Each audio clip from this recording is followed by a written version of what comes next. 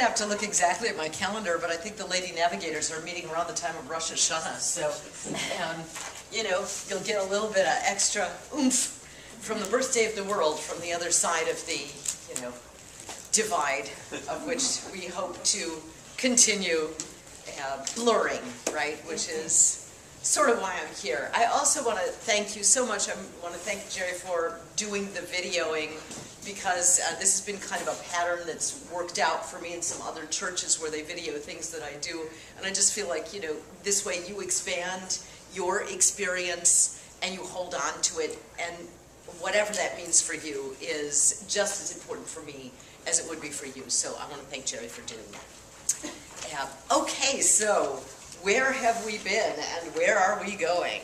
It's you might remember that we started with the whole return and identity theme, and then we talked about, you know, I had kind of a rubric from whence cometh my help and the dangers of the dark.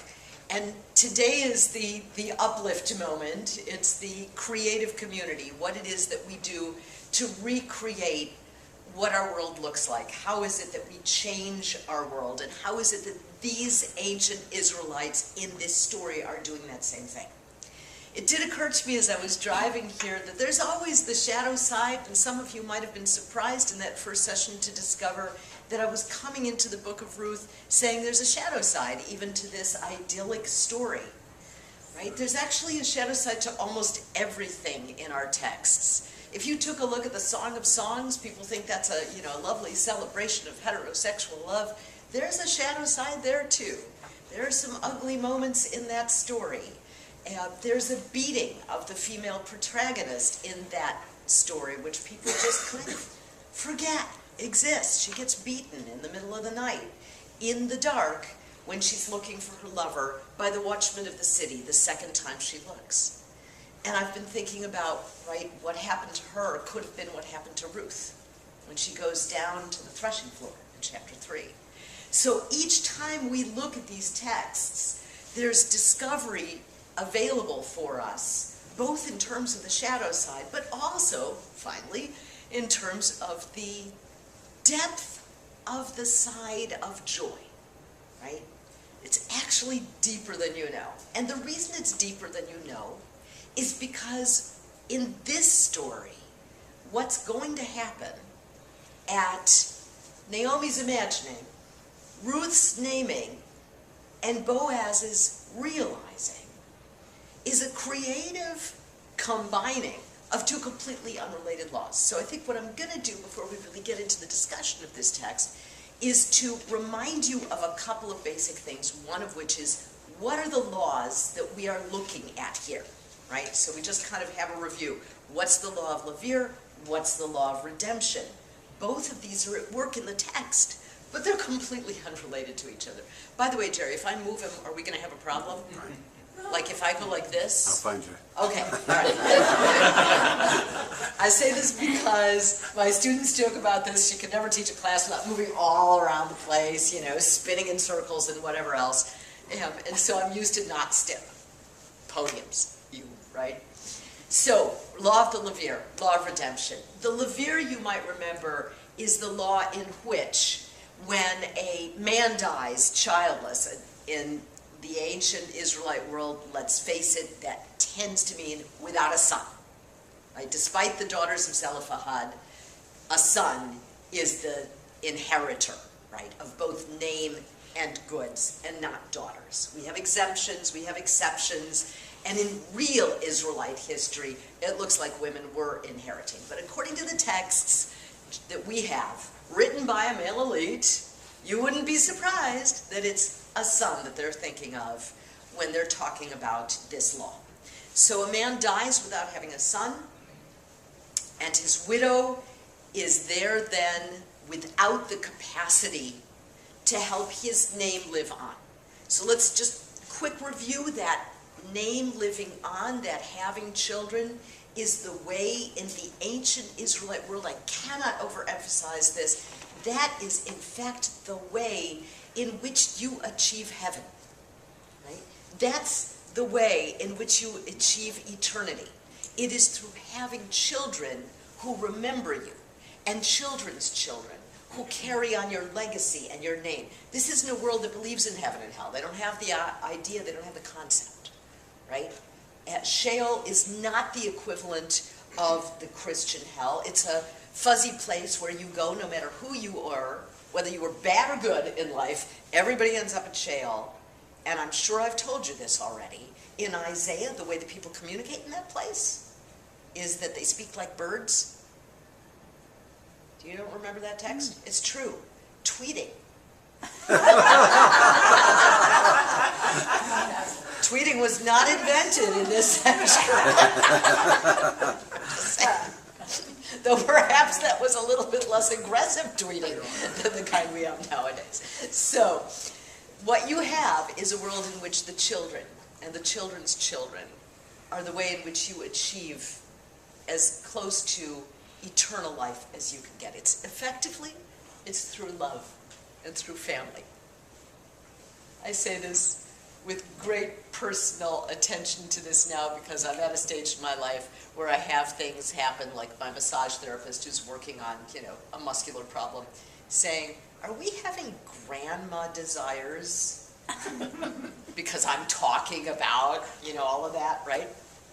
So I think all of us know that feeling of connectivity to family, whether it's children or relatives, as being critical to our identification, our understanding of who we are.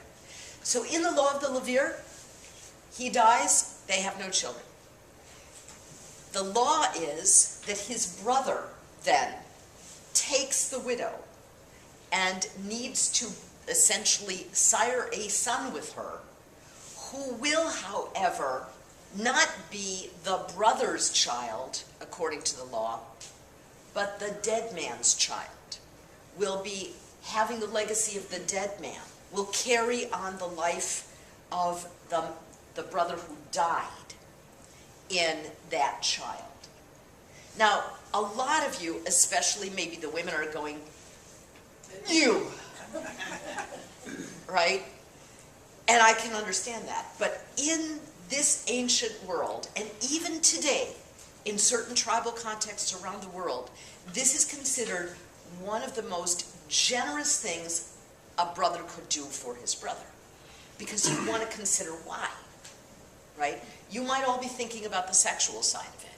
But in those societies, what they're thinking about is that when the brother marries the widow, and the child is not his, he doesn't get anything and he stands to lose.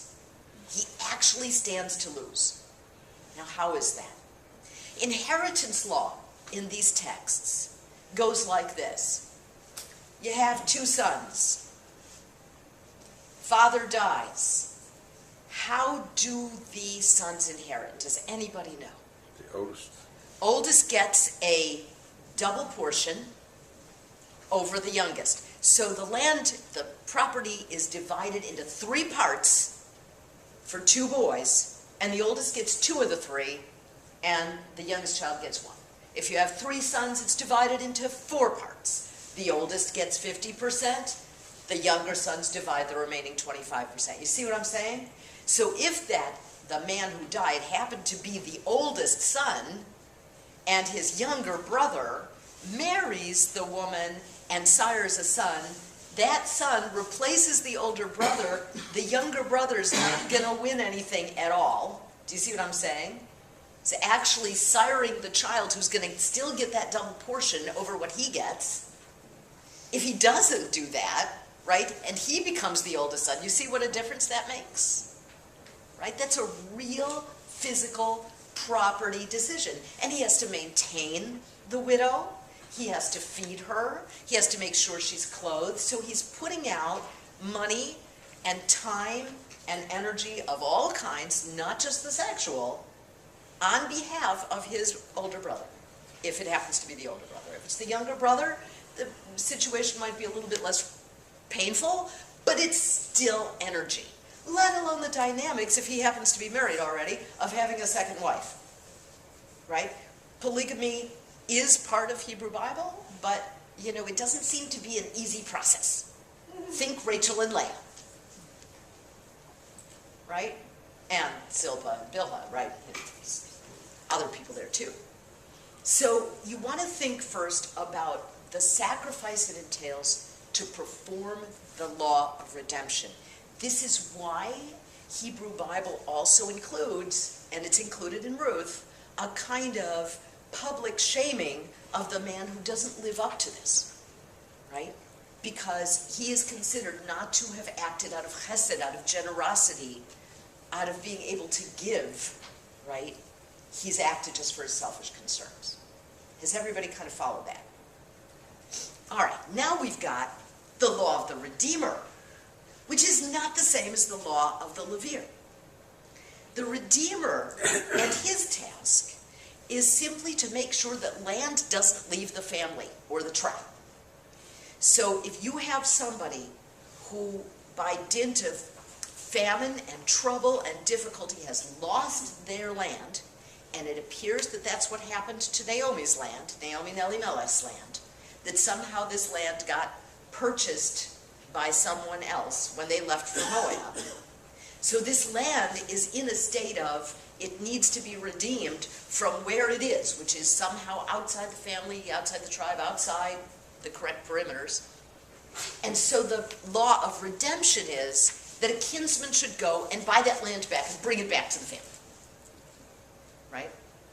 I'm sure you've imagined some sort of similar experiences, right? Where we buy things back that once belonged to the family because it feels like that needs to stay in the family. How many of you have ever heard that phrase, stay in the family? Somebody's just said, oh my God. and there's a reason you said, oh my God? She's Jewish. That explains it. You want to tell us why you said, oh my God? If it's too personal, we understand. Well, I mean, it's pretty simple. My mother's family has a chunk of land. They have the land grant from the George, whichever King George it was. Mm-hmm. There have been 8 generations, and you would sell one of your children before you would let anything happen to that land. That's just the way it is. Were any of the children sold? Not today. Okay, not today. But it's that serious for your family. That possession, that land, that place belongs to the family, and you never let it go. No matter what happens, ever. Right? It's yours in perpetuity. 5 generations more, 2,000 years from now, her family is going to be like doing that kind of thing. Maybe. I don't know, 2,000 years, kind of a stretch, but we'll see. So you get the idea, right, that here you have this law of redemption, and here you have the law of the Levir, but the law of redemption says absolutely nothing whatsoever, right, to redeem the land has nothing to do with either siring an heir for the land or acquiring widows, right? Those are not related issues. But if you remember back into chapter 1, where Naomi is starting to talk about the Levir, if only I wasn't so old, you know, I could produce a son for you, but I can't do that. Why should you wait until a son would be old enough to marry you, to perform the Levir, so that effectively she's talking about herself now here. So that in fact, my line is not dead. My line is not gone. My sons still live, right? That's a cataclysmically awful moment for her because everything is gone. There's not a single child, single son left. And so that's why she's dreaming the impossible. But by dreaming the impossible, remember Martin Buber, right? Behind every prediction of disaster is a concealed alternative. She's uttering the concealed alternative, if only. And somehow this gets into Ruth's head enough so that when she finds out from Naomi that Boaz is a redeeming kinsman, what does she do in chapter 3? Remember last week? She lays down at his feet, and it's not Boaz who sets up what's going to happen next. It's Ruth. You remember what she does? Put your cloak over me, which means essentially marry me, protect me, make me yours, for you are a redeeming kinsman. Redeeming kinsman has nothing to do with the marriage thing. But she has suddenly put those two things together. It's Ruth who does that. Right? An incredible act of let's just put things together that never belonged. Right? This is if you put which one of these belongs to the other, which one of these doesn't belong. You know, anybody look at that going, wait, what? What'd she just do? Right? And either you can say, all right, you know, Ruth, Moabitess, she doesn't understand that these two things don't belong together. Or she does very well understand, and she's doing this out of great intelligence and courage. Because she has to. We also talked about her being bound to that problem. Right? Okay, so that's where we stand now as we enter this last chapter. A couple of things before we really begin discussing it. You remember I spoke to you for a long time about this, like how many times the word Moab comes up, right, again and again. But the one place it doesn't come up, Moab or Moabitess, which chapter do you think it doesn't come up in? Just think about what happens. First chapter, we're coming back to Bethlehem. Pardon me? It must be the fourth. Actually, it's the third. Is it? It's the third. When Naomi says to Ruth, go down to the threshold, go be with Boaz, everything in that chapter happens without a single mention of her being a Moabitess or coming from Moab. Let that sit with yourselves. The moment of the most personal intimacy, the most personally intimate moment, when it's really about two human beings in the nighttime, in the most vulnerable space, makes no mention of where Ruth is from. Nothing at all. Do you feel how important that is? That's the one place where her Moabitess ancestry simply isn't important. It's important that Boaz says, you are an Eshet Chayil, you are a woman of valor, you're a good person, right? That you've done this instead of here were your other options, right? They're just, you can really imagine them on a stage before you, sort of talking out in the middle of the night what they're going to do. So that intimate moment, there's nothing about ethnicity, there's nothing about race, there's nothing about nationality, there's nothing about enmity between peoples, nothing of that. There's nothing about class, really. The only thing that comes into the discussion is the age of Boaz being an older guy. Okay. Now we get to chapter 4, where we will find that Boaz will name Ruth at the threshold location, because the place where that threshold is, threshing floor is also actually a threshold to the city. It's the gates to the city. That's where communities gather to do major things, to do their harvest work or to have legal kinds of discussions. And he goes in that beginning of that chapter, remember? And he calls for 10 elders to sit down, and there's a bunch of community people who are acting as witnesses, they say so. And there's Ploni Almoni, who's kind of like Joe Smith. That's what Ploni Almoni essentially means. Though literally his name means hidden, right, and secret. We'll get back to that. So hidden and nameless, really, is the two parts of his name. Ploni Almoni. He's hidden and he's nameless. Just hold that. And now think about what happens here. Boaz names her as a Moabitess when he says, this is what my plan is to do, when Ploni Almoni steps back. So he does name her that. But the word that takes over in this chapter is so exciting. The word that takes over is the word God. Remember when I said the word for return shows up 12 times in the first chapter? Well, the word for redemption shows up 14 times in chapter 4. 14 times. It's over and over again. It first shows up in chapter 2 once, when Naomi says he's redeeming kinsman. Shows up 7 times in chapter 3. when Ruth names Boaz a redeemer, and Boaz speaks about the redeemer that he has to speak to. It shows up 14 times in chapter 4. Look at that. 1, 7, 14. Can you see the buildup? This story is now going to be about redemption and secret. It'll actually bring back the word return once towards the end. I'll tell you about that in a minute. But first, let me find out, what do you think is going on in these initial stages? Because all of you have been assiduously reading and rereading the book of Ruth for 3 weeks now.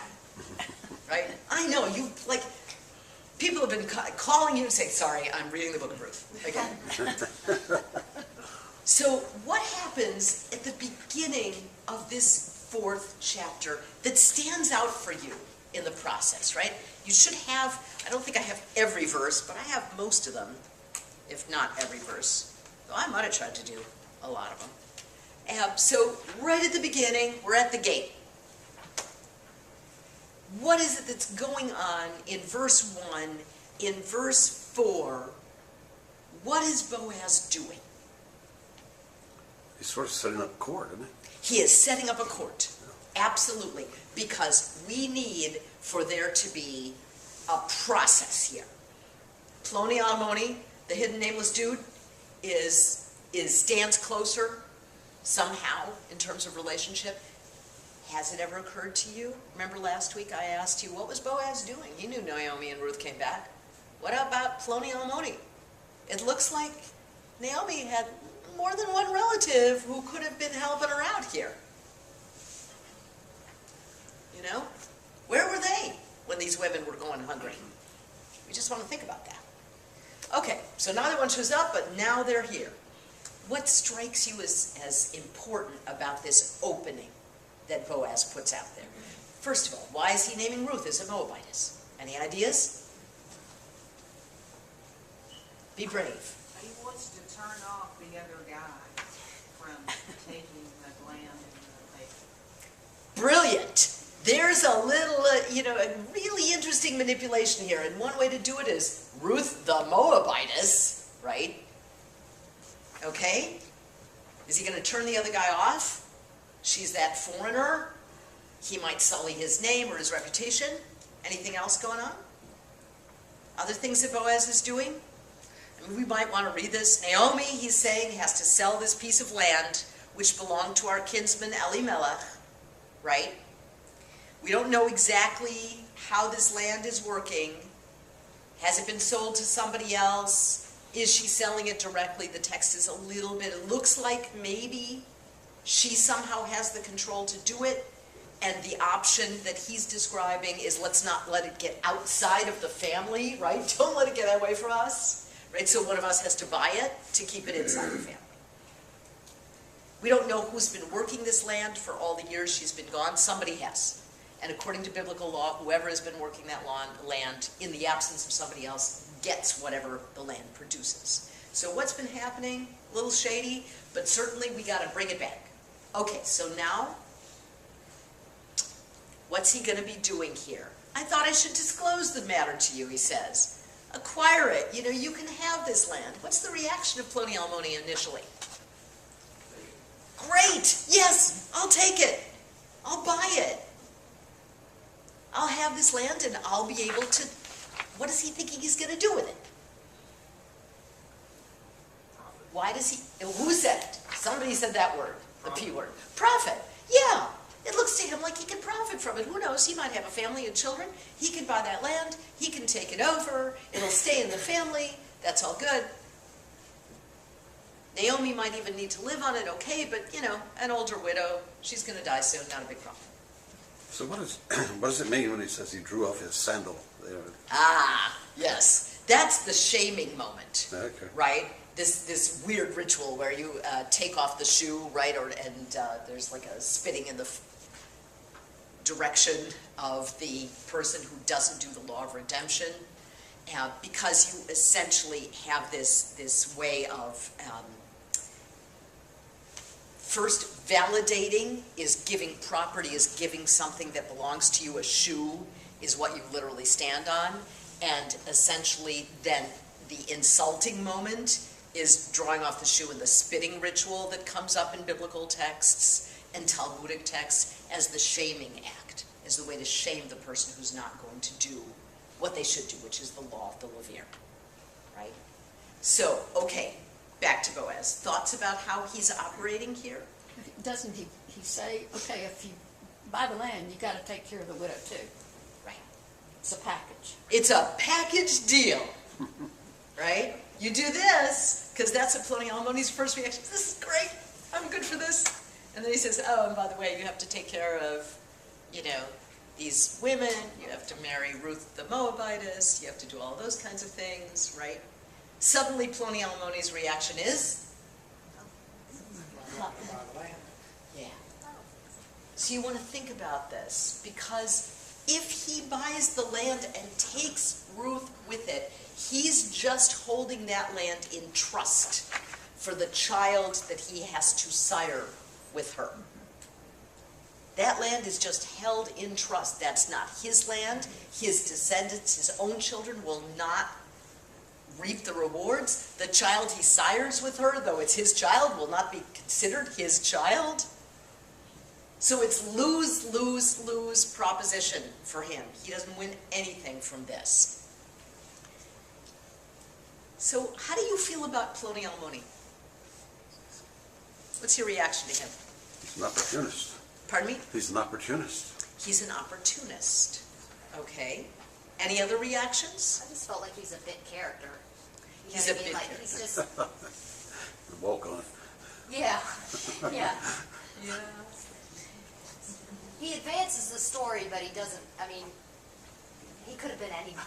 Yeah, that's why, yeah. That's probably why Yeah. he's named Hidden and Nameless, right? He could be just, he's just Joe Smith. On the other hand, why would this story need a Pliny Almoni? If he's just a bit character. Well, this is a foil to help get the law on the table and say, do you really want to do the law or not? I mean, isn't it? I mean, is that what's going on? So here's my question for you. Could Boaz have just come in and said, listen, I want to buy this land and I'm going to marry Ruth? Right? Could we have done without Pliny Almoni altogether? And if so, would it have changed? You're saying no, right? We couldn't have done it. No, because he wanted to make sure that it was all above board, in court, they had seen it, he wanted to make sure that was settled, that nothing would come back on him, somebody wouldn't come in later and say, oh, you shouldn't have done that, that was my place to do that. And so, what are we learning about Boaz, right? Is it Mike? Yeah, Okay. and it also make him look kind of bigger, because Yes. he's going to take on the problem of the Moabites at a sacrifice, so to speak. Potentially. Emmy, did you have something? All right, I just thought that was also the idea that looks like a fair competitive process that nobody could challenge. And so he's going to look like he did the good, right thing. Yeah, I mean, because refusing to marry Ruth and sire the son.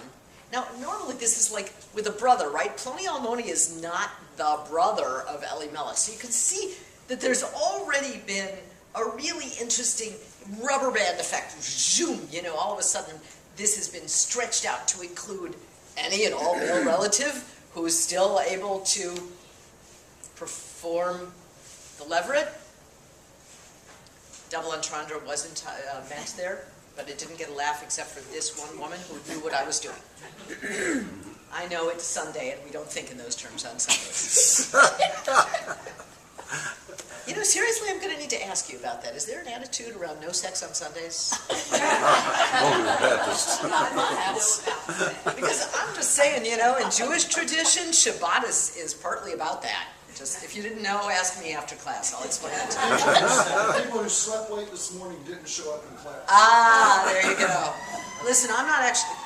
Okay, hold on. Let's just say a momentary prayer for whoever is in crisis right now that is causing that siren to go.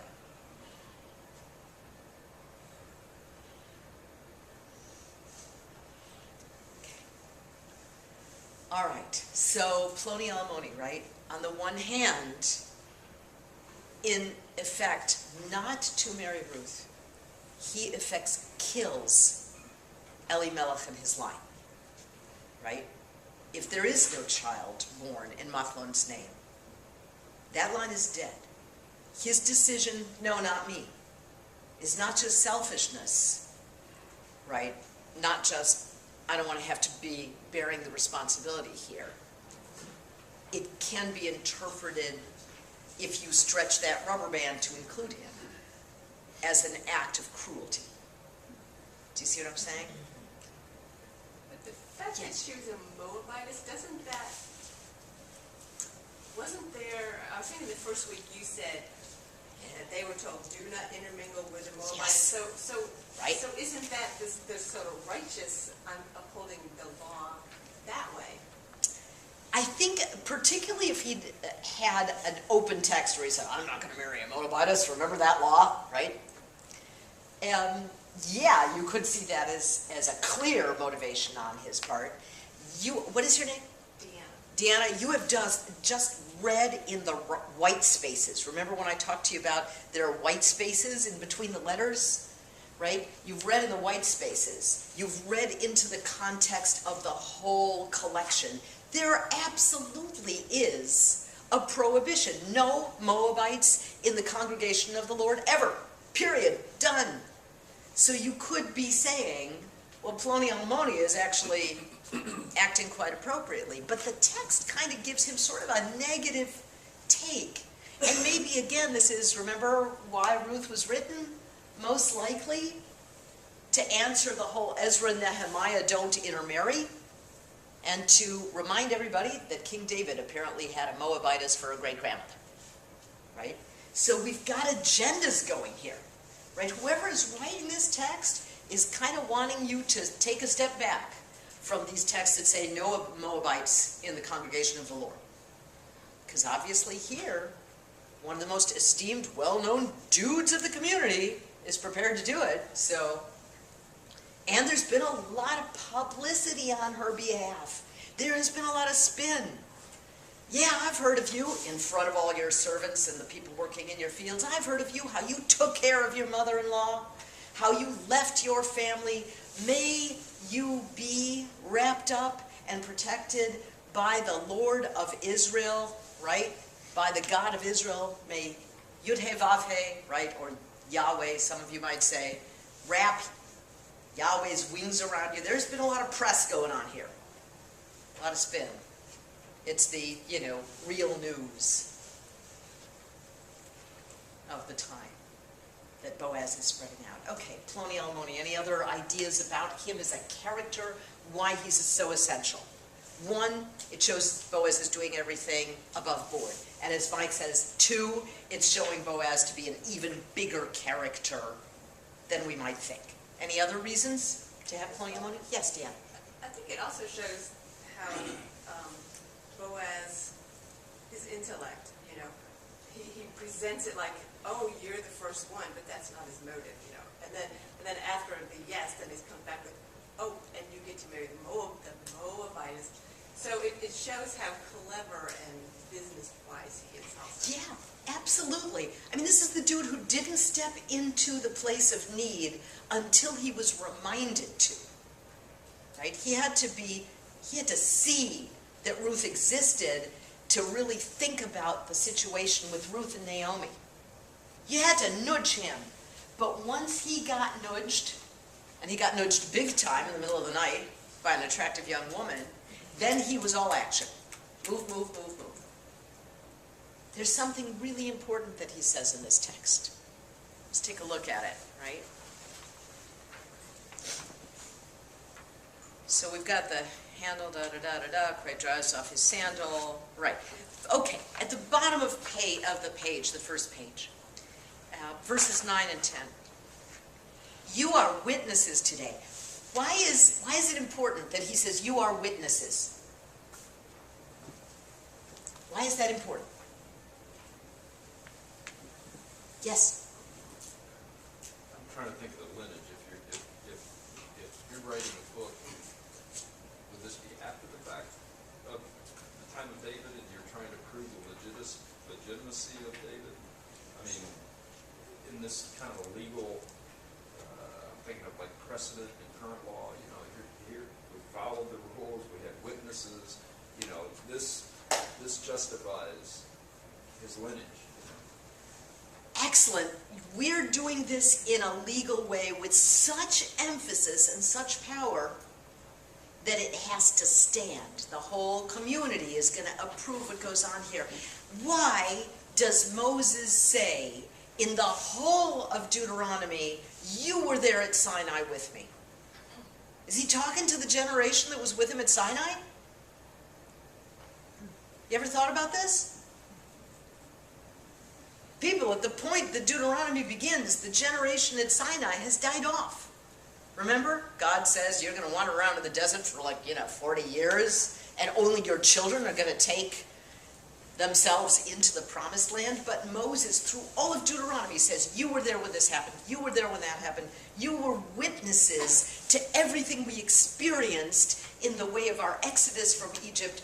What is Moses doing but saying, you were there, so that those in the next generation, or even those of us who read it today, when we hear you were there, and Jewish tradition says, yes, you have to understand yourself as having been at Sinai. So you are bound. You're bound to our experience. You're bound to what happened. You're bound to what this meant. And to some extent, you can look at this as the same kind of maneuver. You're witnesses today that this is what's going to happen. There's a reason that this text ends with a genealogy. Okay, so let's look at a little more. You're witnesses today that I'm acquiring from Naomi all that belonged to Elimelech, all that belonged to Chilion and Machlon.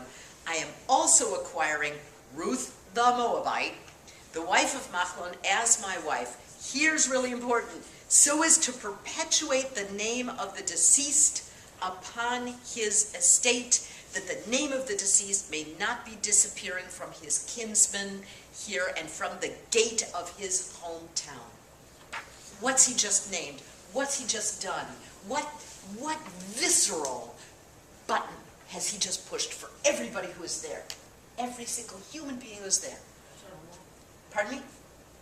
Eternal life. Eternal life, right? If this is how you know you will be remembered, if this act of love and creation is so important to you, when he says that his name not be karet, cut off from, right? We all read Bible and we think that means, oh, they kicked him out of the community. Somebody was karet from the community. It means they were kicked out, they were cut off. You know, there's a real presence in Hebrew Bible that says, no, what that means is you're not going to have children. You're not going to have progeny. And for that reason, and for in this moment, your line is lost, your name is lost, your memory is lost. You are lost. So he is effectively saying to every single one of the community, think about how that would be for you. I'm doing this so his name will not be cut off from the community, his name from the gates of his house. Everybody there is going to go, oh yeah, like that's the most serious thing that can happen to you as an ancient Israelite. Right? What do you think of Boaz now?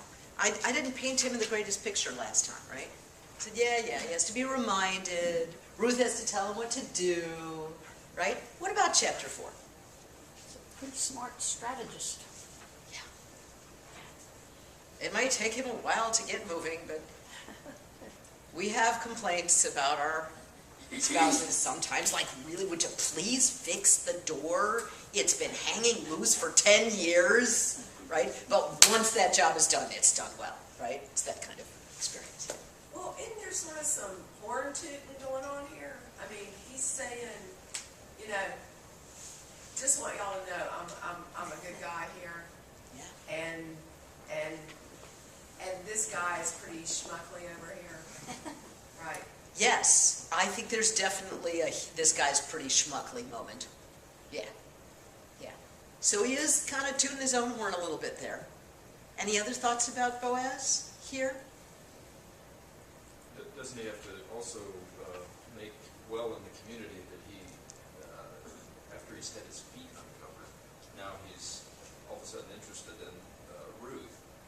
He's got to justify that in the community that he's taken on this foreigner and going to marry her. So I don't know if the community knows what happened in the middle of the night. Boaz goes to great lengths to kind of keep that quiet and secret, make sure that she leaves when it's still dark enough that nobody will see her going home. So he is safeguarding her reputation, and frankly probably his, right?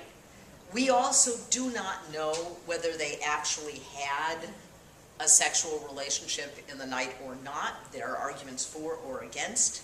You could say, look, the very fact that he wakes up and says, listen, there's this other dude here, we have to see about him first, suggests that they did not actually engage in sex, or maybe they had a wild night of it, and afterward he went, oh gosh, there's that guy. Now what do I do, right? I mean, we weren't there, so we don't know. Yes, sir.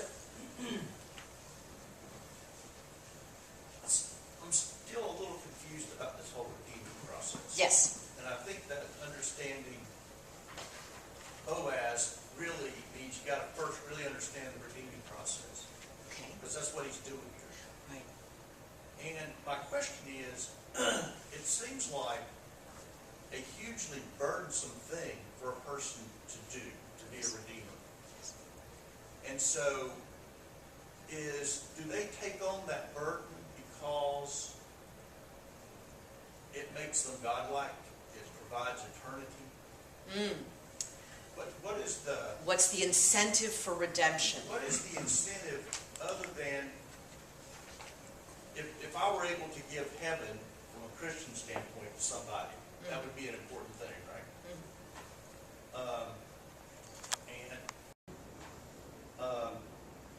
And apparently that's similar to what the redemption process does. It allows the name to live on. You're thinking about the Levere, right?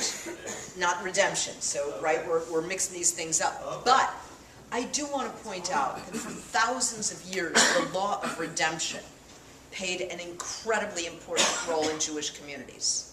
My own ancestors, I'm sure, were having to deal with the law of redemption in real terms. Because, for example, where they came from, which was, really rock-bottom poor areas of Eastern Europe, sort of the Belarus area, Lithuania area. In the 1800s and the 1700s, Jews were frequently locked up and imprisoned for, frankly, people in their Christian communities knew darn well what was going to happen if you locked up a Jew. If you locked up a Jew because, for example, he, didn't pay for or didn't purchase, I'm trying to think of a really good example, because the laws on which Jews were locked up were really, really awful. It's a little bit like, taking a woman who has 4 children and who was stopped for a traffic violation and sending her to the most dangerous city in Mexico. Did you all read about this? Woman with 4 children, right? It was a similar kind of condition for Jews in Eastern Europe. And Christian authorities knew quite well what was going to happen. The Jewish community would immediately marshal into the law of redemption, and they would gather every penny from the community to buy that person out of prison. There was a corruptive process around the arrest of Jews and using the community to extract money because of this law of redemption, because one of the things that is in Hebrew Bible is if you have somebody in your community or a kinsman who is bound in slavery, who is somehow trapped in some way, you do everything you can to redeem the person. So the law of redemption isn't just about land, right, and keeping land in the family. It's also about safeguarding individual human beings. If they are enslaved, you redeem them out of slavery, right? There's a lot of aspects to the law of redemption. Do I think that that is understood to be the kind of mitzvah, the kind of good deed that absolutely does give you spiritual, I don't mean to be flip here, but brownie points? Yeah, I mean, saving a member of your community? Absolutely, it sure does. Was Boaz operating on the idea that he's getting some spiritual brownie points, you could make that argument, and he's getting a young, obviously attractive woman in the bargain, even if she is a Moabitess, right? So you could see all of this as, well, Boaz is acting in his own interest, and you could also see what he's having to give up to do this, which is that any child that he sires is not really quite his own. So Yeah. that's gonna be my question.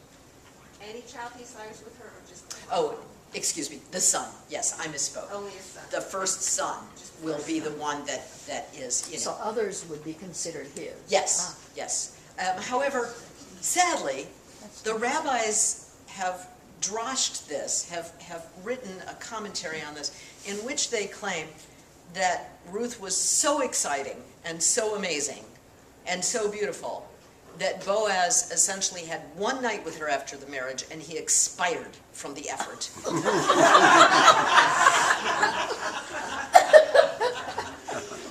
But that one night was enough to make David a real thing, because we never hear about any other children, right? So they say that's what happened. She was really that interesting.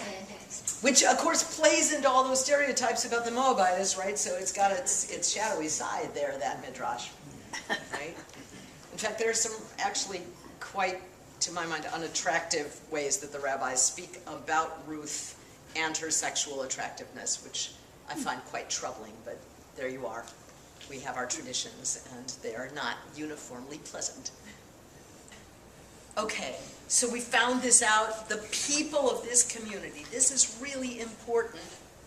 The people of this community essentially all say, I'm not sure I was able to include that verse, they actually say, yes, we're going to be witnesses. They agree to this. We will be a dean. Now we've got some really interesting things that happen in this story, which I think we need to look at. So we've got all the gate people and the elders. Oh, yeah, I do have that verse, 4:11. We will be witnesses, right? They say yes to this. And then they give her a blessing. May the woman who's coming into your house be like Rachel and Leah, right? And prosper. And then they say, may your house be like the house of Perez, whom Tamar, another foreigner, right, bore to Judah. Remember, another Levirate story. Do you remember Tamar, whose first husband dies? The second son spills his seed, Onan, because he doesn't want to sire a child. Judah then thinks she's kind of a husband killer, sends her off to her dad, and she's supposed to wait for the third child to grow up, but nothing happens. She dresses up as a prostitute after a harvest, seduces Judah, and produces the two twins who are the ancestors of Boaz. Do you see the way the story is looping? Looping forward, looping backward, into another Levirate story, into another story of a foreign woman who knows and obeys the law better than the Israelites do. Looks like foreigners had a lot to teach us, just saying, right?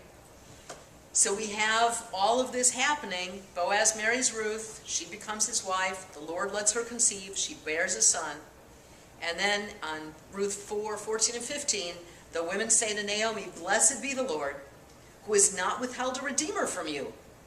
May his name be perpetuated in Israel. He will renew your life and sustain your old age. He is born of your daughter-in-law, who loves you and is better to you than 7 sons. They have just named Ruth's child as Naomi's child, and then they hand the child over to Naomi.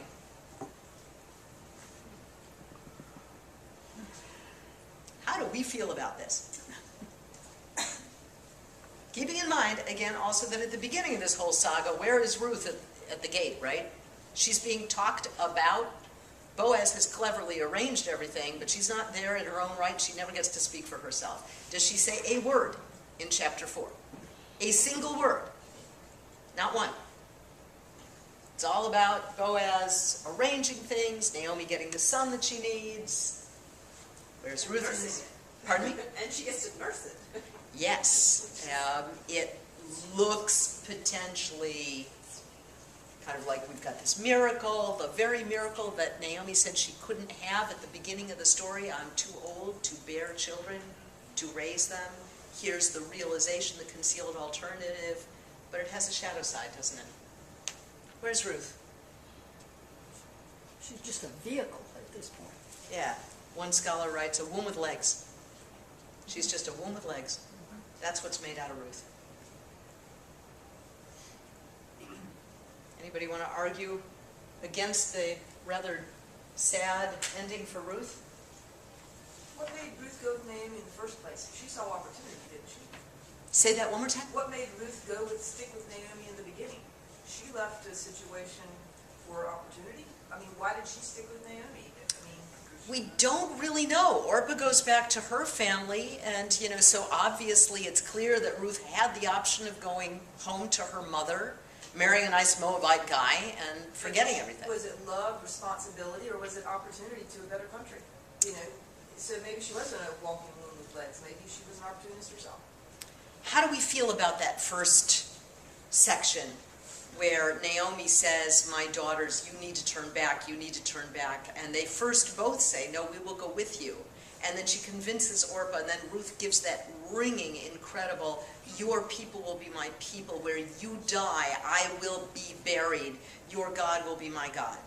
Do you read that as an opportunist speech? Which you could. No, I don't read. I read that as a sense of responsibility. Yeah, or maybe love. Love. Folks, I have right now a student who's studying to be a rabbi, and she's actually 70 years old. Isn't that wonderful? She's 70 years old. And she happens to be gay. She's a lesbian. So you want to think about the generation that she grew up in. You want to think about the time that she grew up in. You want to think about how many decades it took her to be able to name who she was. And she looks at this story and she sees that declaration of Ruth and she asks, is this the love of a woman for a woman? Did you ever think about that?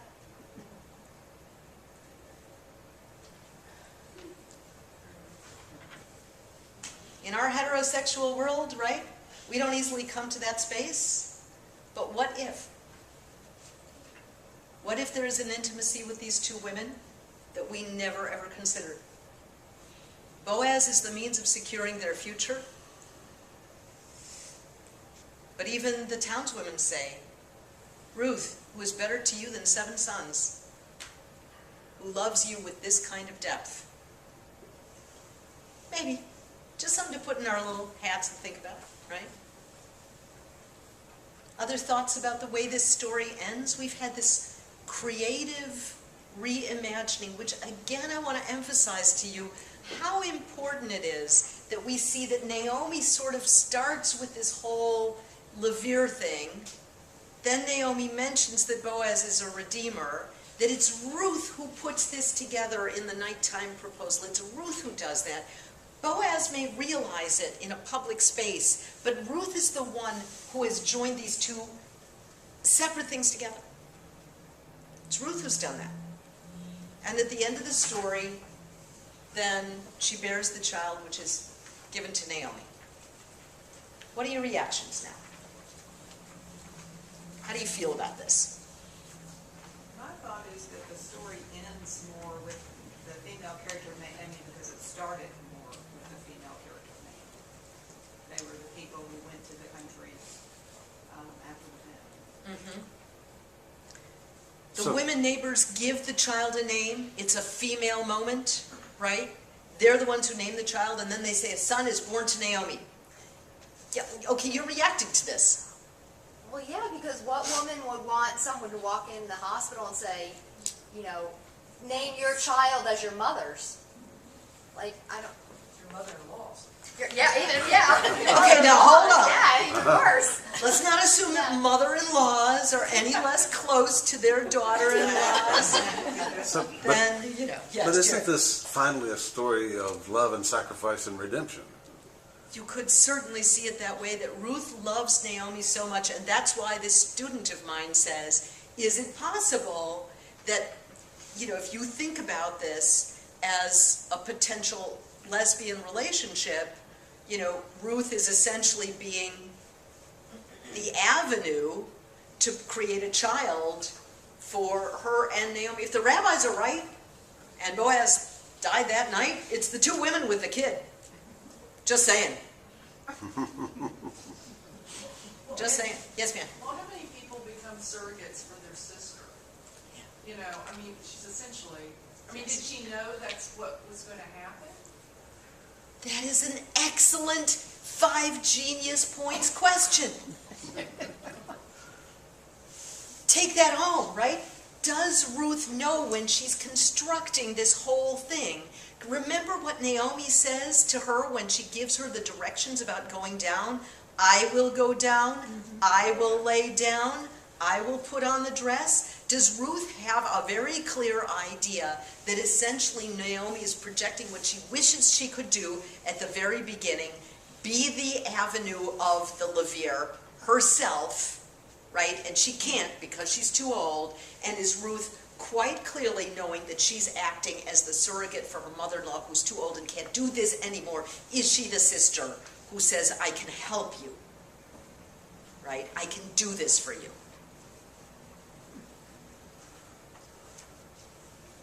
Yes? I think that makes a lot of sense from this standpoint because Naomi had been living in Moab, but she was not from there. But Ruth was from there.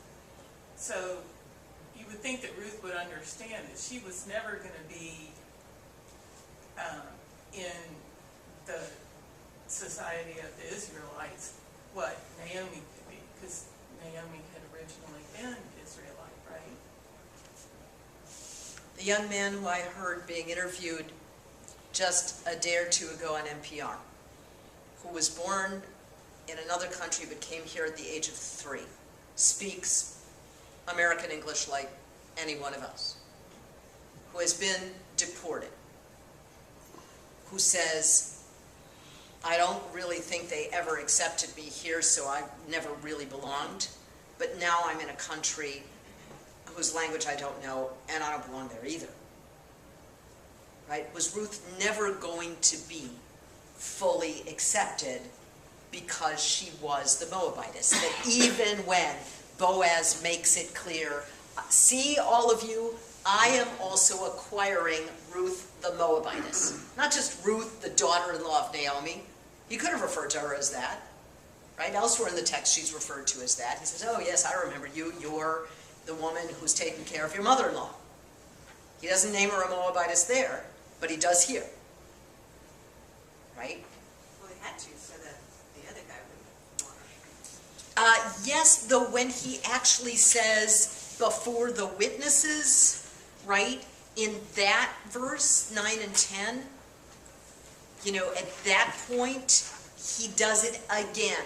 I'm not sure it's as necessary there as it was when he's working with Plomi Almoni and getting him out of the way there. So now you've looked at this story as a whole. At the end of this story, yeah, someone takes the baby that she has borne and carried and has it to Naomi. Is that because Ruth knowingly says, I will do even this for you? I will die and be buried where I will be buried where you die? Is the one thing that's missing from that initial speech, I will bear a child for you?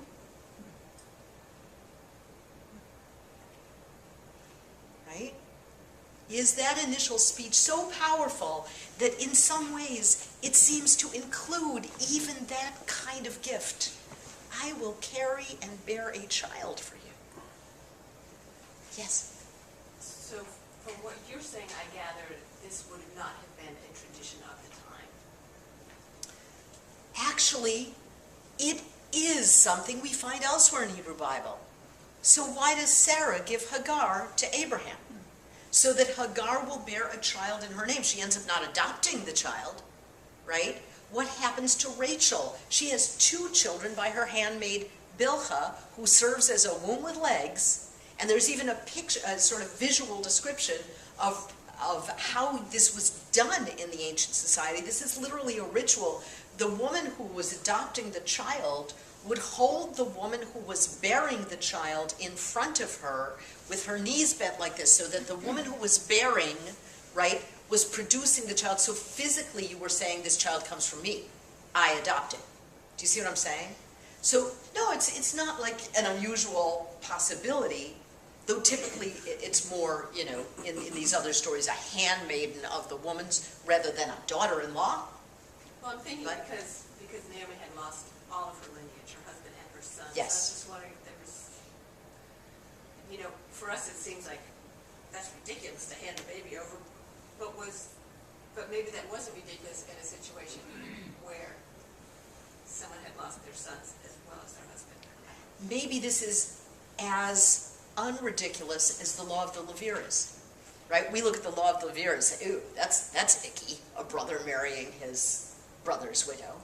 But maybe in a world, and I just want to kind of remind us of this, only half the children you bear are going to make it to adulthood anyway, right? Most are going to die before the age of 5. Bearing a child, in other words, you have to be pregnant 4 times to statistically produce 2 healthy children who make it to the age of 18, right? Half the children born are not going to make it, and most are going to die young. So the chance of Naomi, an older woman, successfully bringing a child, even if she was still menstruating, into the world, limited. Ruth is younger, presumably healthier, right? In a society like that, those things really are going to matter. You had something? I was just going to say too, but not to play down the dangers of every pregnancy. Yeah. I mean, you know, there was no guarantee the woman was going to survive the pregnancy either. Absolutely.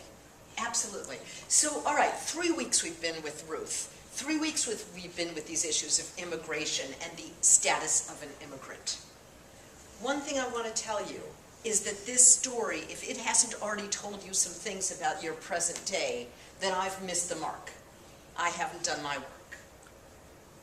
How do you feel about the whole issue of immigration, given, by the way, just kind of remembering that even in this last week, we have another new legislation being proposed in which we're going to cut the amount of legal immigrants to this country, in which the ones we accept are going to be those nice, white, English-speaking, well-educated people. This reminds me so much of the 1930s, it's killing me.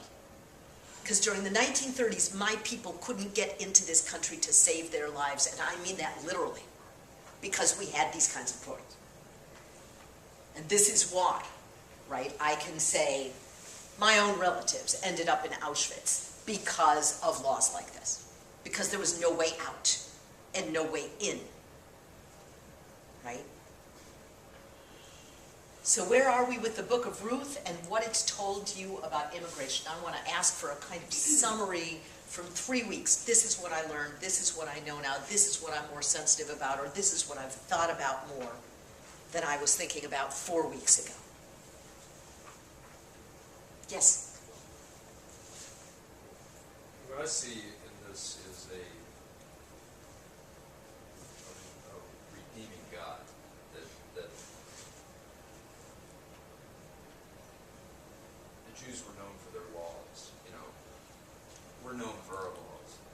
Put a law in the books, and look how hard it is to move it, a la healthcare. You know, so is it the people that get stuck in these laws so hard, and God is a little more lenient and, hey, take this foreigner in and we'll make this child come out of this under the law in a unique way, you know, but we're going to make it happen and get people to accept it. You know, I guess what I'm learning from her is all through these stories of the Bible, and like from a lesbian perspective, mine from a Christian perspective, is there's redemption in the Old Testament, in our New Testament, redemption and a Savior that all along the way. So that's what I feel about it. Okay. God's redeeming nature. One takeaway. Other takeaways? Also, can't you argue that Boaz challenging the law makes it possible for Ruth to be accepted? There's some major social action and legal action at work here. Right. on the basis of human action. Absolutely. Yes. You know, going back to my thought, maybe Naomi never had a mother figure, maybe Ruth never had a mother figure, and that's why she so loved Naomi as a mother, that she wanted to take care of her. It tells me you actually need mentors in life, or you need somebody supporting you, that an immigrant probably isn't going to succeed in this country unless someone takes them under or has a program to bring them into a society. Amen, right? You need help. You need connection. Okay, so we've had two human, how are human beings interacting? How are human beings behaving? How are human beings changing the picture? Any other takeaways for you? Well, also, I think that idea of seeing this immigrant who obviously was stereotyped because the whole thing of no Moabite Right. in the congregation at all. But Boaz comments specifically on her devotion, her hard work, her loyalty, her love. So he sees her in a human form and her Yes. personal qualities rather than as the stereotype. Yes, and keep in mind the thing that I talked to you about. I know I'm running over, so I'll try to close down a little bit, but keep in mind the very fact that every immigrant population appears to overachieve statistically all the time. Like they're overachieving, they're overproving all the time that they're good and they're kind and they're hard workers and because apparently just being average isn't enough. Right, in order to be accepted, Ruth has to be this incredible overachiever. Okay, yes? One of the things that has stuck with me is the point that was brought out about people in the scenarios of being immigrants that find themselves in such desperate straits Yeah. that they are willing to engage in risky behavior. Yes. And I think that we, in our cozy, comfortable bubble, oftentimes judge that without understanding it. And that's, to me, an area where facilitating community gives people the support where maybe the risk doesn't have to be quite as great. Oh my goodness, yes. I'm so with you on that because I really think what would have happened if Ruth had been caught in the middle of the night near Boaz and all those men? How would the community have judged her and how would they have treated her, right? Yes. She was lucky. Yes. Well, one thing that strikes me is that conversations, regarding policy, right now we're talking about immigration, conversations, we tend to speak in terms of generic terms, in terms of populations, in terms of groups, whereas actually groups consist of people, and it's much easier to be hardline when you're speaking of these generic groups, i.e. Moabites, than it is when you're actually talking about the people that comprise these groups. That every group has people, and every person has a story. And that is why places like NPR, keep writing about like individuals. Because as soon as you name them the Moabites or the Mexicans, or as we've done in our history, the Jews, right? They're no longer human beings. Individuals with stories. Yes? Or the Gentiles. I mean, Gentiles are foreigners, in my opinion. Where? Well, like, the Jewish faith was first, and all the Gentiles were included when, things moved forward. I mean, I just feel like immigration has taken on another role model here. Right. I would probably dispute a little bit about not Gentiles for, in Hebrew Bible for the following reason.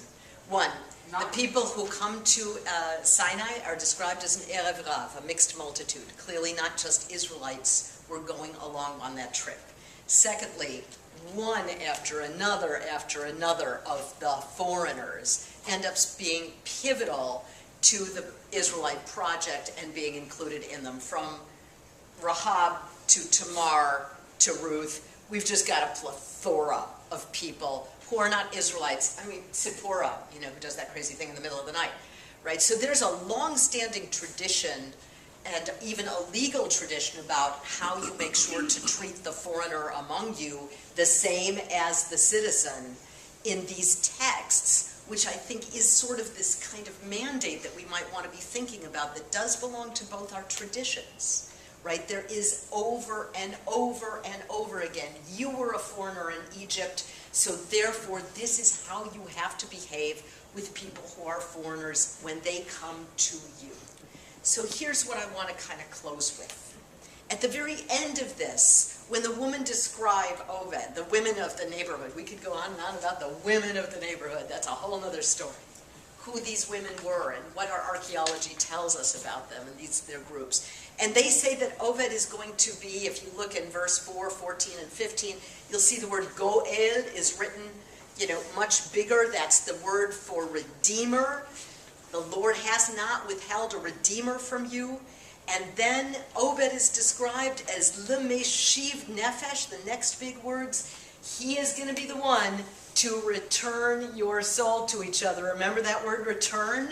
The word Gaal and the word for this, like, return, shuv, finally get put together in one verse that says the return to your soul, the return to your identity, the return to who you are meant to be is related to redemption. It is related to God offering that redemption. When you have that redemption, you can be who you were meant to be. You can be who you are called to be. That's the point. When you have that redemption and you have your nefesh, your soul, belonging to you, that is the integrated moment. Everywhere in this book, human beings are struggling with realities, and human beings make amazing things happen. However shadowy this book is, we also see again and again that human beings can act for the good. A community can marshal around. A community can make good decisions, change the law, rethink it. Every person who is in that place is, in my opinion, doing the work of God.